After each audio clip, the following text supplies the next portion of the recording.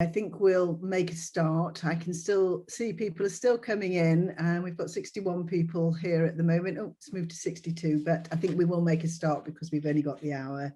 So welcome to Chiara Marin, the Implementation Manager at the NSPCC, and to Anna Holland, a consultant social worker. They've come to speak today as part of our conference series on reducing the need for children to be in care. And they're going to talk to us about their Reunification Practice Framework to help make safer permanence decisions for children in care. I believe the framework's been evaluated in 2016, so we're really keen to hear from you, and we've had a lot of interest and a lot of people have signed up to the webinar. So if you've got questions, if you can pop them into the chat, and I'll try and collate them and ask, I'll pose the questions then to the two speakers at the end. We've got about 20 minutes, I think, at the end for questions, so we'll have plenty of time. But if you can make sure that your questions are not case related to specific cases, but more general and generic about the framework. Okay, thank you very much. Welcome. We very much appreciate you coming to talk to us today. And thank you very much for having us, and good afternoon, everyone.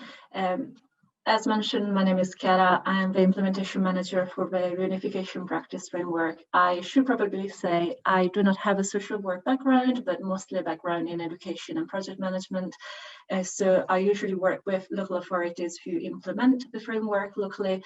And with me today, Hannah, who has much more of an experience in using the framework. Thanks, Chiara. So I'm Anna Holland. I'm a consultant social worker with the NSPCC. So I've been involved really since kind of 2011, 2012 when we were developing the framework, delivered it as a social worker and managed a team of social workers who were using the framework in practice, as well as being involved in scale up training support and implementation support for sites. We are going to walk you through the research behind the framework, what we know around reunification, breakdown of reunification, and then we will give you an overview of the framework itself. There is a lot to cover for the short session, but the framework can be downloaded for free from our website, of the NSPCC website. So it is there for any of you who may want to look more in details at what it contains. I will just start with sharing my slides and we will take it from there.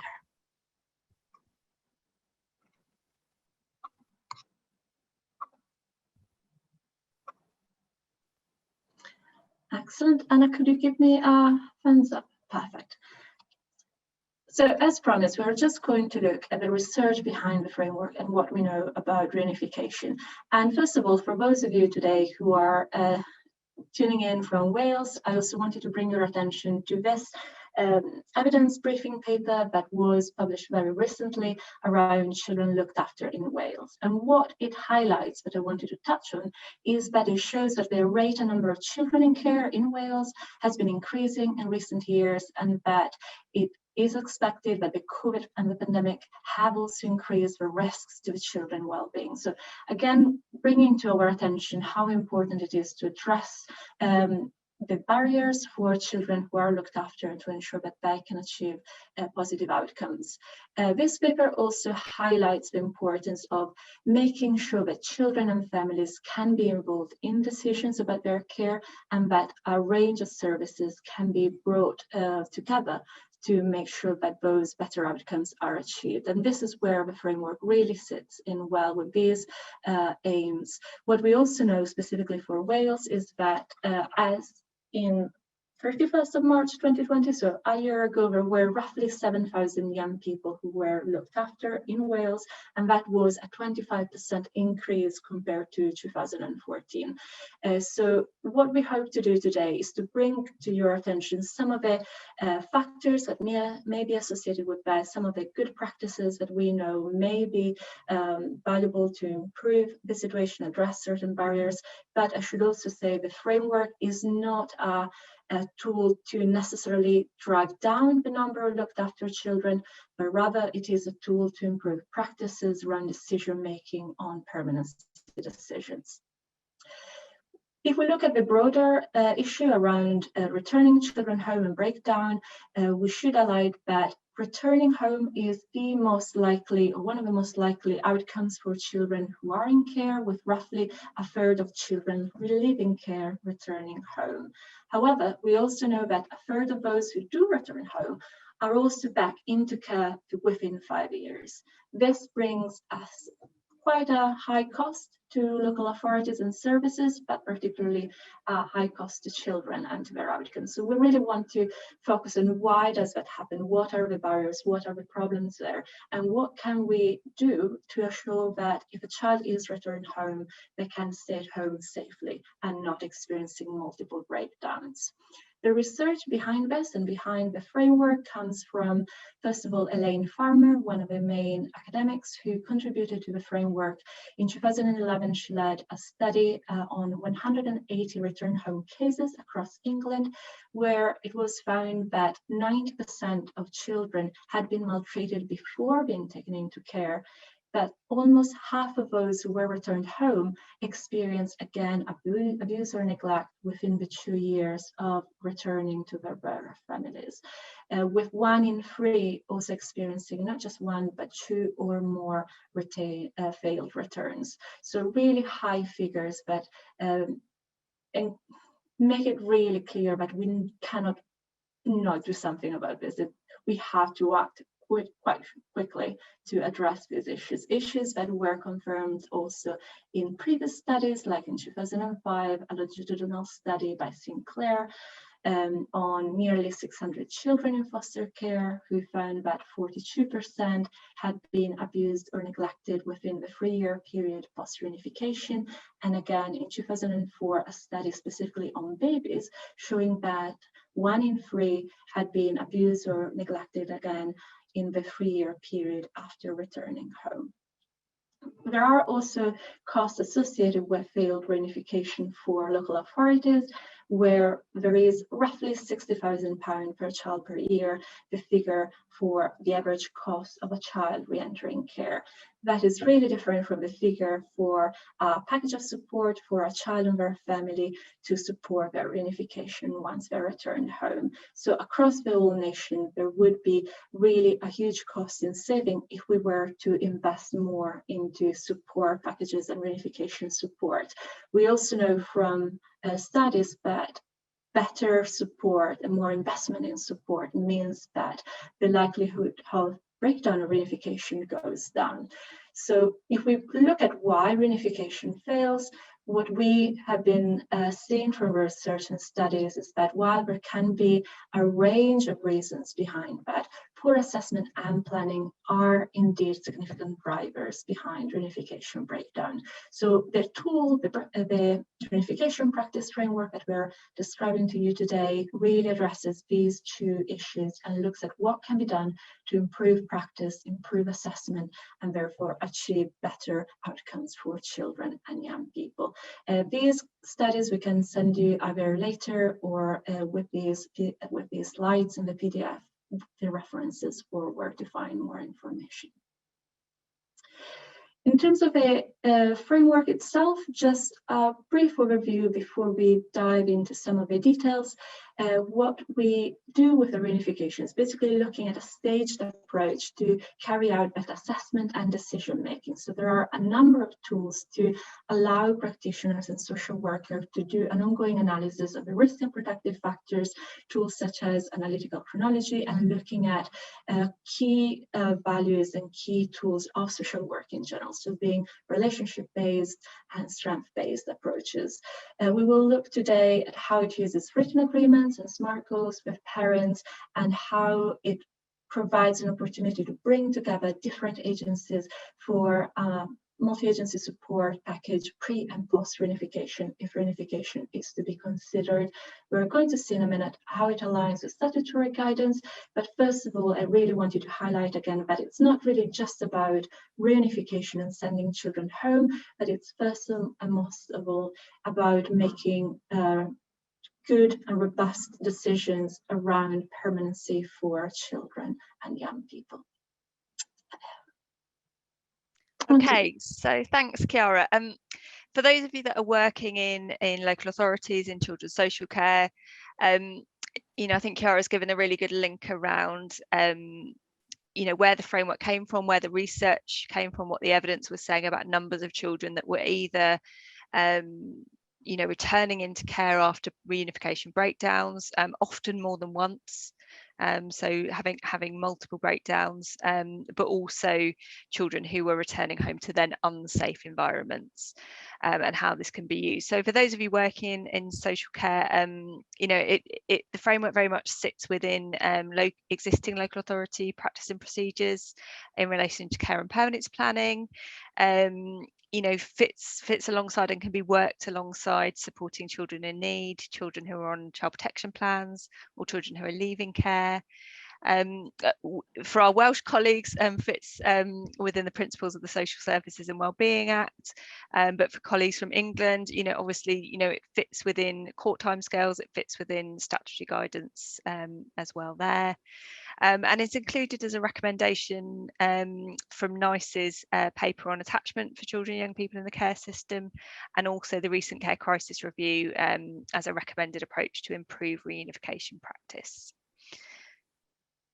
So in terms of who the framework's for, we've used it, so we piloted it and used it with local authorities in England, and co-worked cases with local authorities and social workers, and in Northern Ireland. Sorry, we've missed you out, Northern Ireland. We knew you'd have people from all nations. So very much sort of sits for children who are voluntarily accommodated, children who might be on care orders, so either on care orders under Section 31 or interim care orders under Section 38 of the Children Act.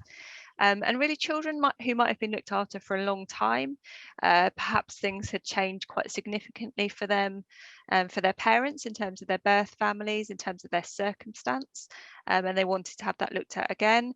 Or often we were seeing children maybe that had been looked after since a younger age and were moving into adolescence and starting to really question and want this to be looked at again as they kind of thought about transitioning into adulthood. Equally, we've used it, and the framework can be used for children who've become looked after very recently, when you're having to make those timely permanence decisions about their long-term care, and children who are in the edge of care or in pre-proceedings. So it's not a pre-birth assessment, but it's been evaluated and worked with all children and young people right from birth through to the age of 18 who've experienced or at risk of experiencing abuse or neglect. So it's a 5-stage model for practice, which really breaks it down into an initial assessment in stage 1, where you're assessing risk and protective factors. And those risk and protective factors are very much those that come through strongly in the evidence base to be associated with future significant harm being more likely to children, so risk factors, or future significant harm being less likely to children, so your protective factors. Assessing parental capacity to change and sustain change is a really key element of the framework, as is using an analytical chronology to really understand patterns of family functioning, what the risk and protective factors and the risk picture for the child or children when they were removed into care versus what the risk picture looks like now. And finding a trusted adult for the child to talk to explain the process, to make sense of what's going on for them at this point. So stage 2, you're bringing that all together and classifying risk and making an initial decision on reunification for that child or those children if you've got sibling groups. Stage 3, you're setting goals and putting together agreements with parents. So very much drawing on that strength-based approach and having joint agreements around what the risks are that need to reduce, what the protective factors that need to increase, how we're going to measure, and which support and services we're going to put around that for families. Stage 4, you're looking at risk classification again.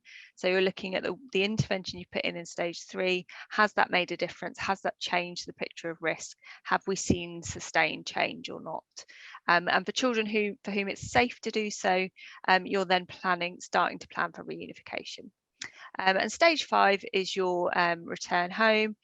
So you're preparing for kind of imminent return home, continuing your package of support, monitoring things for children and families post-return, and at set intervals you're reclassifying the risk. So really what these stages do, it's not a numerical assessment. It doesn't say do this, do this, do this, and then you get an answer. Underpinning all that is the key messages from research, use of your professional judgment, and your core sort of social work, children's work skills.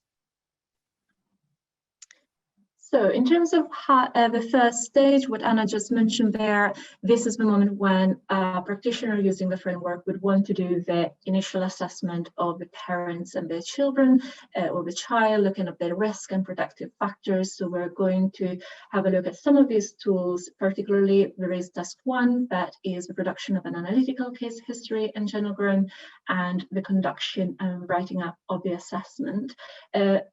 As we saw at the beginning, engaging children and parents is key throughout all of the 5 stages, but particularly in stage 1, we want to identify a trusted adult for the child. When we talk about risk and protective factors, we would point you at Annex 1 in the toolkit, which really looks at the definition, and it gives a few practical examples of what those risk and protective factors would be. But in general, when we talk about risk factors, we talk about those that would pose future significant harm or making that significant harm more likely in the future, whilst protective factors are those factors that will make future harm less likely. There is also an opportunity in this tool to make a note of any strengths and positives. However, we also point out that a positive factor is not necessarily a protective factor if that positive factor does not counterbalance any risks or harm. Okay, so as I mentioned, a chronology and an analytical chronology is a really key part of your stage 1 of the framework. We know that chronologies are important. They're frequently highlighted in child death reviews, serious case reviews, inquiries, as either not having been there or not having been used and understood by professionals working with children who are at risk of significant harm. It allows us to identify patterns, as I said, patterns of family functioning, patterns of services that have been tried before and either have or haven't worked. And it equally allows us to see progress where things have got better for families, and be able to ask why that might have been. So helps us identify cause and effect for families, and what services or what factors in their lives might be either causing difficulties and causing risk, or equally be a protective factor. So we know that it can help us evidence parental motivation for change, but also capacity to change. So it can really help us answer some of those questions around is there capacity for parents to both make the changes we need them to keep their children safe, but also sustain them and keep them going. And they can be really, really helpful in neglect and other chronic cases to show the kind of cumulative impact of abuse, or where cases can feel stuck. It can be really helpful to kind of have an analytical chronology to kind of draw all that together and make decisions for children. So in terms of parental capacity to change, again, in stage 1, you're really trying to understand the picture of capacity to change, as well as exploring parents' ability to meet their children's needs. So we know from research, so Ward did some research around capacity to change and the positive indicators which were associated with capacity to change. So these included ability to end a violent relationship, or a relationship with someone that posed a risk to the child. Parents being able to acknowledge the damaging effects of their previous behaviour. Being able to overcome difficulties, and equally having come to terms with removal of an older child where that was applicable. And actually we need to, within our stage 1 assessment, gain enough information to determine if there's no evidence, some evidence, or substantial evidence of capacity to change in time to meet those child's needs. So we're constantly coming back to the child's needs, their timescales, their developmental needs. As mentioned, we want to remain child-centered from the very beginning. So even during the very initial assessment, the worker would want to see the child alone, if possible, as well as observing any interaction with the parents. And when seeing the child alone, the idea would be to cover their views, their hopes and fears about returning home, what they think might be the best timing for them, and what support they might need. Even their thoughts around the change that they reckon their parents may need to make, and their understanding around that. But what it's quite key to keep in mind is, because this tool can be used from birth up to the age of 18, there are of course certain different approaches that a worker may need to adopt. So for example, with babies, that interaction would be just replaced by observation, while keeping in mind that babies and infants might be at an increased risk of vulnerability because they rely entirely on their caregivers, whilst with children and young people, we may want to look not just at the risks within the home, but also at environmental risk outside the home. And of course, with children and young people, we really want to involve them in this process and to get the reviews as early as possible. Thanks, Chiara. So stage 2, you're really bringing together all of that information to make an analysis and a classification of risk. So really the aims here are to classify the risks associated with return home and make a decision about whether reunification is possible or not at this time. So to do that, there's a risk classification table, a traffic light tool within the framework, which is used by workers to really look at risk levels, and from there the decision on the potential for reunification.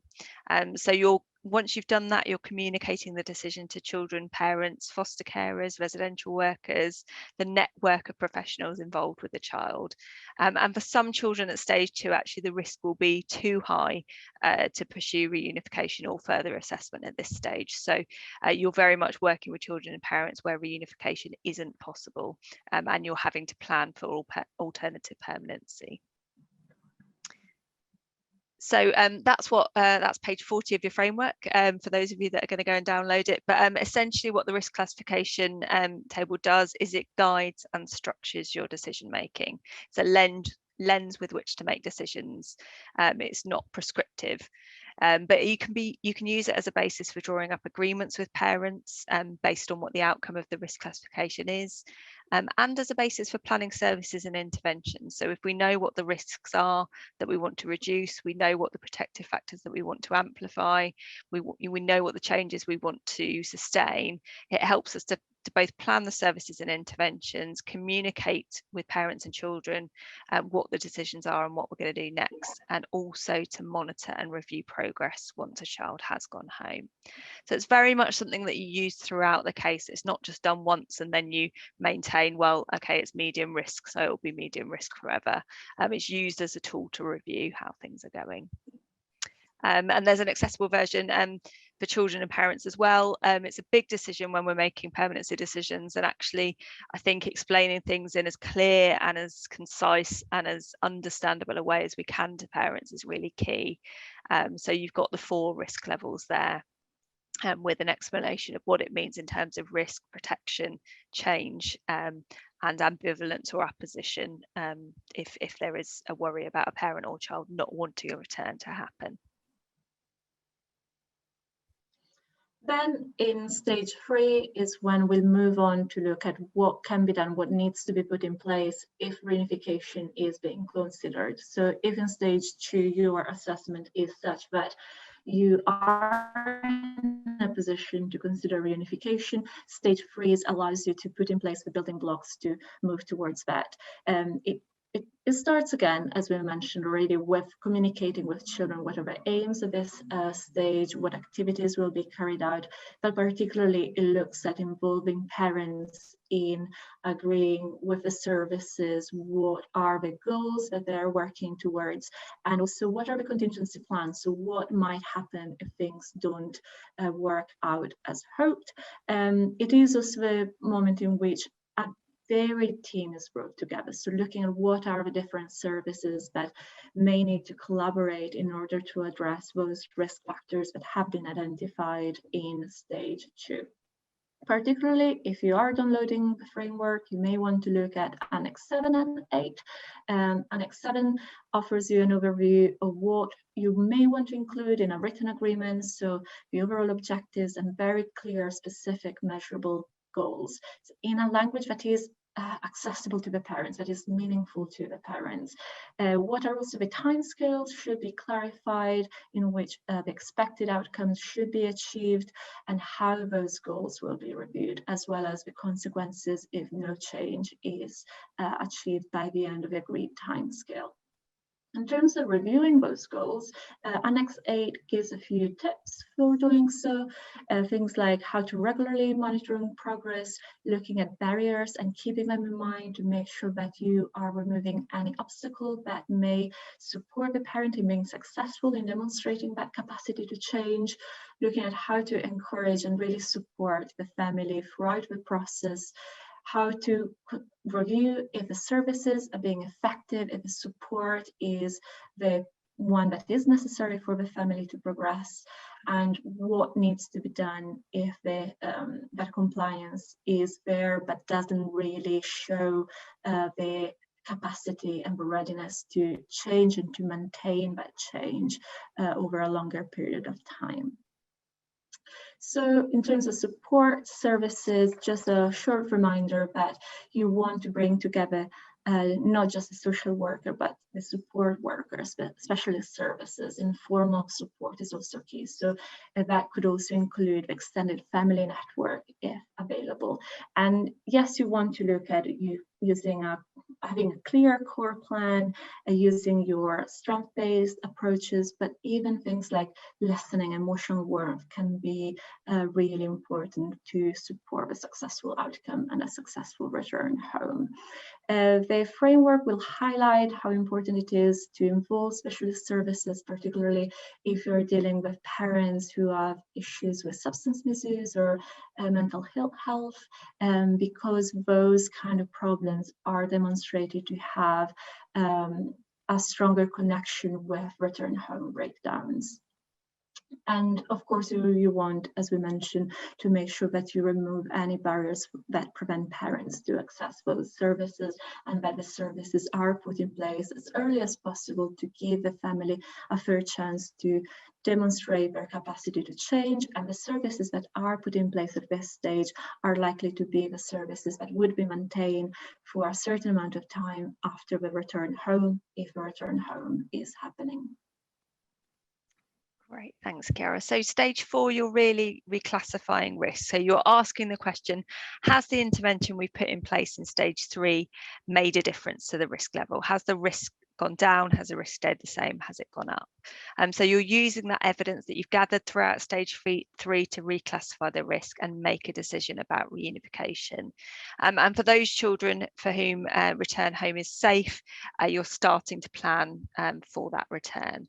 So your task really are you're reclassifying risk and making a decision on reunification. With your team manager at the very least, we would be saying involve key professionals in the child's life, like the independent reviewing officer. You may well be in court proceedings as well, so obviously you'll have additional people around you who may input into this decision if that's the case. But you're updating parental agreements, goals and support plans, agreeing a multi-agency reunification plan, and preparing children and parents for return home for children for whom it's safe to do so. Equally, if the risks have gone up to a level where it's no longer safe to pursue assessment of a return home, you're working with children and families around what that means, making alternative permanency decisions for children. So the possible outcomes at stage 4, and you're working with kind of whoever is caring for a child as well. So foster carers, residential workers will use the traffic light tool to look at these possible outcomes. So at high risk, at stage 2 would very much be saying, child needs to remain in care. The risks are too high. The risk of further abuse or neglect is too high to permit a return home at the moment. If after you've put in intervention in stage 3 to try and reduce those risks, and measure sustainability of change, you are still at high risk, then you'd reclassify the risk as severe, because actually what that's telling you is there's no sufficient change that's been made despite targeted intervention. And actually, if reunification is no longer possible for those children, you're wanting to plan for alternative permanency arrangements. Equally, you might have classified as high risk at stage 2 originally, so you've still got lots of risk factors, not enough protection. You might have parents kind of starting to make change, but you want to measure sustainability of that. So you might actually see that actually from doing stage 3, there's been sufficient progress in reducing risk factors and increasing protective factors.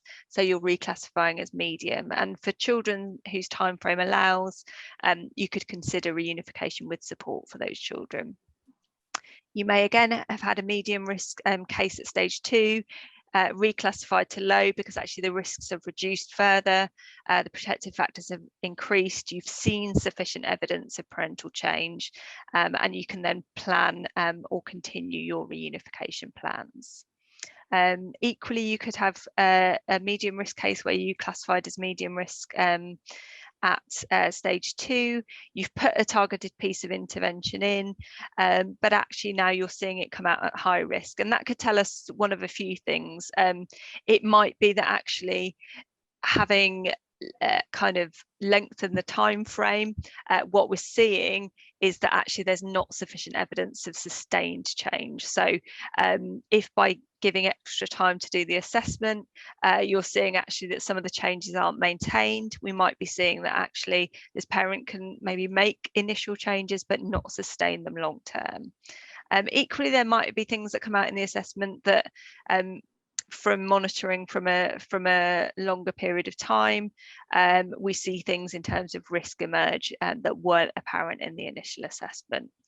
So that's really where it's bringing together your professional judgment to decide whether you allow more time or whether you escalate the risk.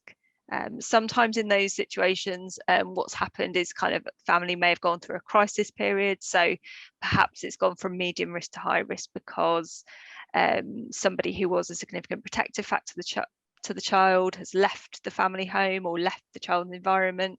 There might have been a bereavement or a trauma or another crisis that actually has escalated the risks in the short term, but actually there might be an argument for allowing more time to look at whether that's a kind of sustained increase in risk or whether it reduces again.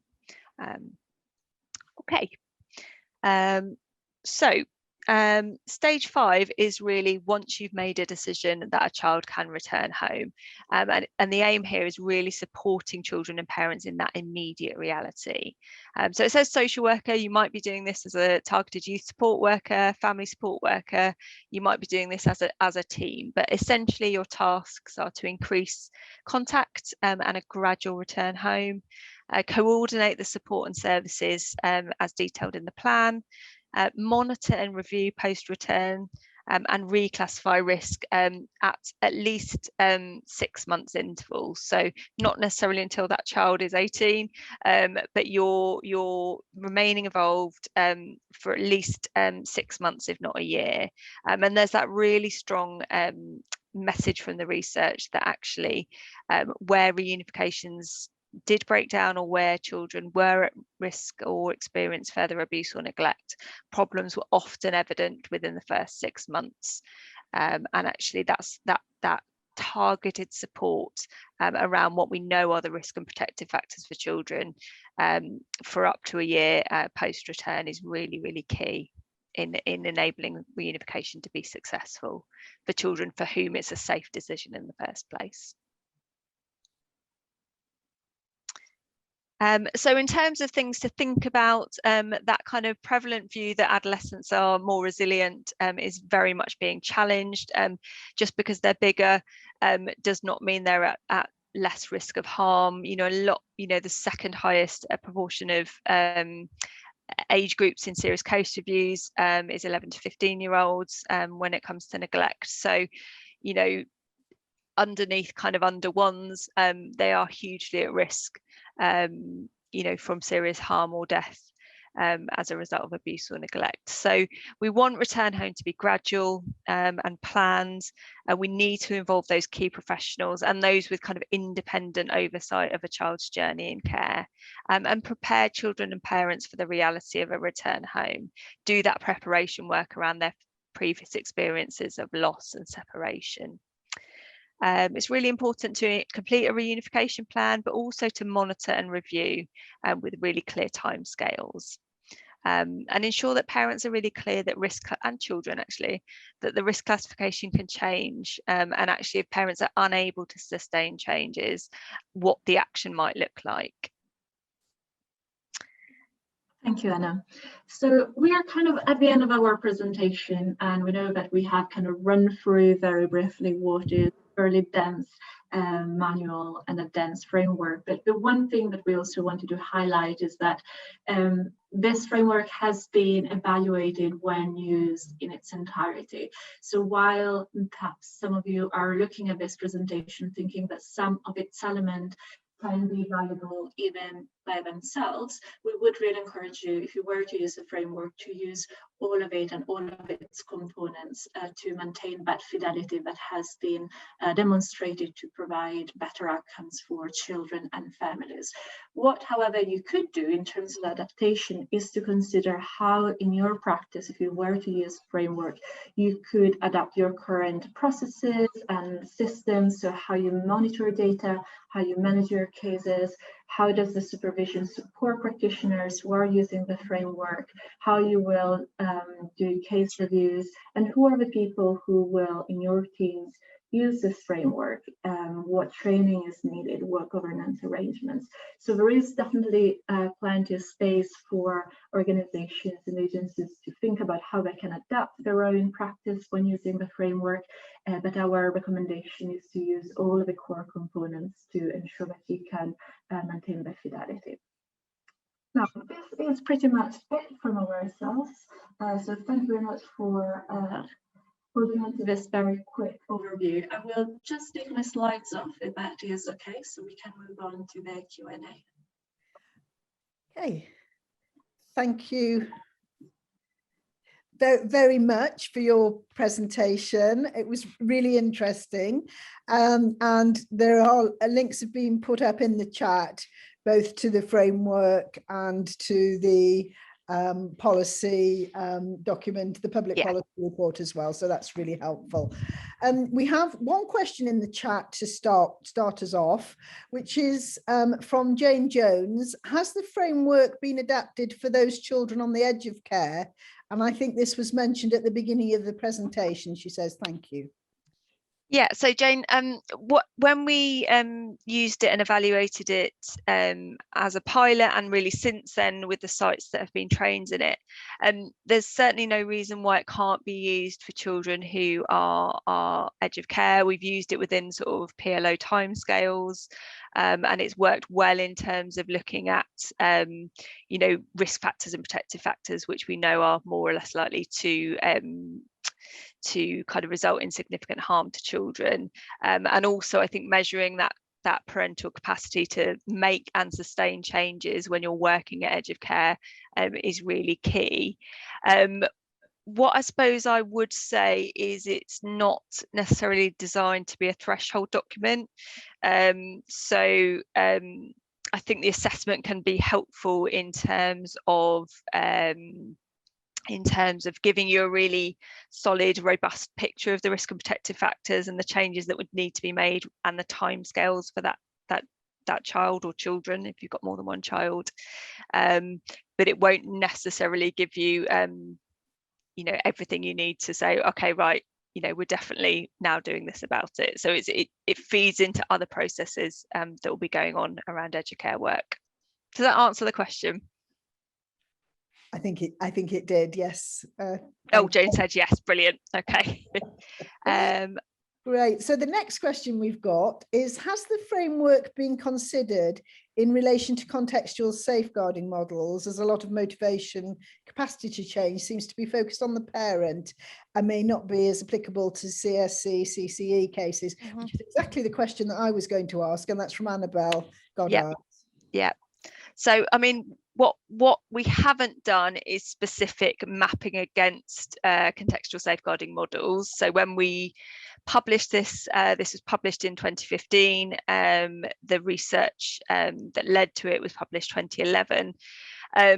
I think you're right. I think a lot of the factors which came from the research were in relation to parenting capacity. So if you look at the risk and protective factors, they're kind of split into factors that are associated with the type of abuse or neglect the child has experienced, the age and stage of development, parenting capacity, parent-child interaction, and some element of contextual factors. So, parents who might be living in a violent and unsupportive neighbourhood, for example. I think where we get into kind of children and young people who are being exploited, whether that be sexually, criminally, or in other ways, we're then having to not only take into account the risk levels based on parental abuse and neglect, which is really where this model came from, we're also having to ask ourselves an additional question: can this parent, so if you had, for example, a low risk in terms of the risks from the parent, actually they'd made loads of changes since the child went into care, the risk to the child from the parent was low.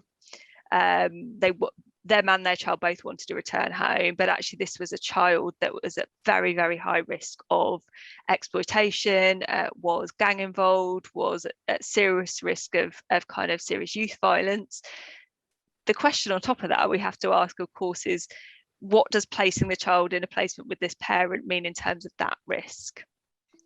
So it doesn't necessarily answer those questions, but it doesn't prevent you from bringing that into your thinking. Okay, thank you very much, Anna. So there's a question here from Alison O'Boyle, which says, can the model sit alongside the SOS framework, which I assume is the Signs of Safety framework, yeah, as lots of mirroring? Quick answer, yes. Lots, but not all of our sites use Signs of Safety. There's probably some value, if that's you, in doing some kind of process mapping with the implementation guide and the sort of support and solutions plan around kind of goal setting and parental agreements, because some of the language around kind of bottom lines and what we worried about, etc., I think just you need to make sure what's the language in the Reunification Practice Framework, and is it meaning the same thing as that same language in Signs of Safety? So I just suggest mapping them together for use in your authority. But yes, it doesn't, there's nothing that would clash against other models of practice. Okay, and we've got a question here from Jared Percival, which is, has the framework been used and was it effective with 15 to 16-year-olds in foster or residential care who are super keen to go home? Mm-hmm. Social workers and foster carers really doubt that this is in the child's best interest. Yeah, I mean, yes, there's several young people that are now in my brain that we've certainly used it in those kind of situations. I think it's about that's really tying into professional judgment. There will be some children where actually your best interest decision is we don't even want to open up this can of worms because it will destabilize things so much. We've got a parent that evidently hasn't made changes, and actually it's not in this child's best interest to even assess at this point. Equally, with 15, 16-year-olds, they're starting to think about adulthood. They're wanting to explore their identity. They're wanting to keep those kind of lifelong links with birth families, whatever that might look like. So I think there can be real value in exploring it, because sometimes a 15 or 16-year-old saying, I want to go home, I want to go home, I want to go home, is telling us something different. I want contact to be different from 3 times a year with a contact supervisor watching everything I say to my mum. Maybe there are other things that through the assessment we change for that child to stabilize them where they are living if it's not safe for them to return home. But maybe there's other things come out of the assessment that can help their outcomes. I don't know if that answers the question, hopefully. I think it does. Thank you, Anna. There's a question here from Mike Starr, which is, when children return home in an unplanned way, how could the risk classification be effective? So I suppose he's asking the question is retrospectively, yes.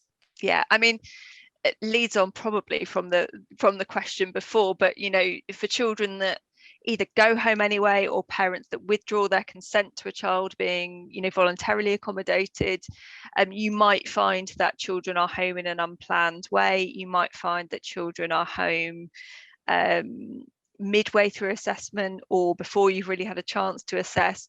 I think the risk classification can be effective in that at least you can get a robust picture of where you need to target your next step. So if the risk classification is based on the fact that there's actually quite a lot of risk factors, we want to target intervention to reduce them. If the risk classification is based on actually there's not enough evidence of sustained change, we want to look at, okay, how are we going to support sustainability of change? How are we going to measure it?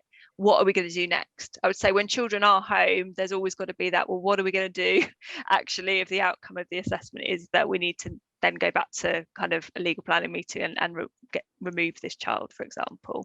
But I think it's in those kinds of scenarios, it's given us a helpful picture for the child and the parent, both in terms of them feeling heard, in terms of we are looking at this situation and assessing this, but also us as a network in terms of actually what is actually going on in this home, what are some of the risks, how can we try and mitigate, what or who can we bring in to try and mitigate some of those, and you know, yeah, better than not having a picture of what that home environment might be like for the child. We've got quite a few questions flowing in now, Anna. So, great. This is from Rachel Alonso. Sorry, is the goal setting and reviewing process, as well as the reclassification process, similar to that of the integrated family support team model? And could this be used alongside with families where there are issues with substance misuse? I think you could certainly use it alongside families where substance misuse is an issue. I think, again, a kind of message from the research is really strongly that you're also involving specialist services where you've got substance misusing parents, because, but both in terms of it's within their rights that they have access to those specialist services, but also because the rates of reunification breakdown with substance misuse as an issues are so high. So yeah, again, I would say it wouldn't go against processes that you've got in place already, but it might be worth whoever's overseeing those in your authority just kind of almost maps one against the other, because a lot of what we talk about in implementation is that we don't want social workers, social care workers having to do the same piece of work several times over because they've got several different models going on. So I would almost say before you get to the point of using the framework that you're just mapping together, okay, are we working with signs of safety in our authority? Are we working with IFST? Are we working with another model that's already got a way of doing this? And how do the principles and core elements of this framework sit alongside that? I don't know if that makes sense to people, but it's definitely not wanting your workers to have to do 3 different assessments because actually there are 3 different models. It's saying, well, how does this all come together? Yeah, thank you, Anna. So we've got another question from Mike Starr, which is, if a reunification breaks down, would there be a recommended time frame before revisiting reunification? I guess that's obviously going to be dependent on the age of the child as well. Yeah, I mean, I'm probably going to give a bit of a vague and unsatisfying answer of it depends. I suppose it would depend on why it's broken down. I think it would, certainly in terms of sustainability of change, you would want to measure that over at least a 6-month period. So you'd not want to revisit before 6 months. But I suppose a real key element of the framework is also stopping that revolving door in and out of care experience that so many children have had. So I think there's something around, on an individual case-by-case basis, having to look at, has it broken down because things beyond our assessment, beyond our expectations have happened, and that's actually significantly changed the picture of what that child or children were going back to, rather than just keeping going back to reunification being an option. I don't know if that makes sense, Mike. Maybe pop yes or no if it does or doesn't, or if there's a follow-up question. Okay, and this is the final question in the chat so far, is from Helen Jones. Can this be used to for reunification to other family members, not just parents? So I suppose the caveat would be it's not designed to be a viability assessment. It's not designed to look at actually, could this extended family member be considered for an SGO, for example, for this child? The risk and protective factors evidence does come from the literature that is associated with future significant harm. So it's not to say that that can't be helpful in your thinking. It's not to say that looking at a chronology isn't, you know, incredibly useful when we're making any kind of decisions around permanency for children. But I suppose essentially what this framework is doing is saying these are the this is the evidence base on significant harm for a child returning back to birth family where abuse or neglect occurs. Okay, thank you very much, Anna. I don't know if there are any final questions for Anna or Chiara. I know you'd had some written ones in advance. Oh, I had, yes. And I don't know if those have been asked already. I'm not sure they have. Let me I'll shut down my Outlook to try and preserve my Zoom connection. But they were around, you know, how there was a question around how do we work with birth families? So when children are removed, maybe through proceedings, and there are no children left living with birth parents, how can we continue working with birth parents?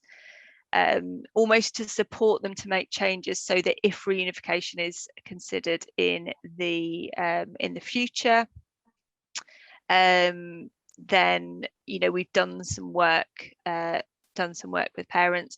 I mean, I don't think the framework tells you either to do that or not to do that, but I think there is something around, you know, if we're assessing for reunification, we need to have a really clear picture of what's changed for parents and what's going on for them. You know, so there's something around, yeah, if you certainly when you, I think it links to probably to the question around sort of teenagers and adolescents, when you might get a kind of mid to older teenager saying, oh, I want to go home now. If we've had no meaningful contact or work with those parents, you know, other than the kind of 3 times a year supervised contact, then we're having to do a huge piece of assessment work and potentially a huge piece of support work for those parents to sustain those changes. So yeah, Jackie said pause and reflect service will work with parents after proceedings. So yeah, so certainly I don't know where you're based, Jackie, so I don't know whether that's something that's just in your area, but there are services that will work with parents maybe that have had multiple removals. Wales, brilliant. Okay, so Wales has pause and reflect. Certainly the pause project is in certain authorities in England around parents who've experienced kind of removals of multiple children. But also I think there is something around, you know, maybe as a looked after children's team social worker, you will have much more in-depth contact with maybe foster placement, residential placement, the child's network, and less contact with the birth family. But there's something around thinking as you implement this, actually who might be able to do that work or keep that relationship going, rather than you having to build up that relationship for the purpose of assessment and intervention for this assessment. Okay, there's just one final one there, and I think we better end it after that. This last Absolutely. question, Yeah, which is by Hayley Hodson, which says, have you experience of using family group meetings within the reunification planning, and if so, how successful have these been? Yeah, I mean, I think they're really important as at all stages of proceedings for children. So family group meetings, family group conferencing, you know, looking at the extended family support that might be able to be offered, and those that could be a kind of safe adult for the child and a safe space to support parents as well. You know, when we're not available, when it's 4 o'clock on a Sunday afternoon or 9 o'clock at night, and it doesn't need to go to EDT, but actually parents need someone to say, like, you know, it's, you know, we've had a really bad argument, or this just all feels too hard, you know, who can they go to? So I think absolutely involving extended family and friends, and having a sense of who's safe and unsafe, and who can support the plan and the child and the parent is really, really key. Okay, I think that brings us very, very nicely to, well, just 2 minutes to go. So thank you so much to Anna and Chiara. Ashana's just put a note in the chat about the book that you were talked about at the beginning. Anna, just in relation to social work and COVID-19, and that you know, we were just discussing before we started that it's a very useful text, so it is there if people wanted it. So thank you both so much for coming. That was absolutely fascinating, and it's clearly very much engaging, and people are very interested in, hopefully we'll use it and put it into practice. So thank you very, very much. We very much appreciate your contribution. That's a pleasure. Thanks a lot, everyone. Thank you. Thank you.